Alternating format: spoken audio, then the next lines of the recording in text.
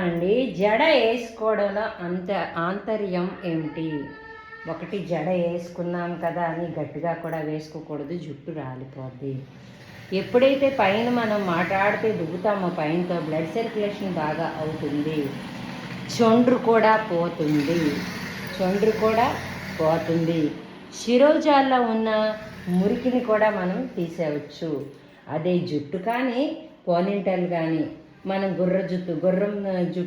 గుర్రం పిలక అంటాం కదా, అది వేసుకుంటే జుట్టు ఊడిపోతుందంట. నా జుట్టు చాలా పెద్ద ఉంది.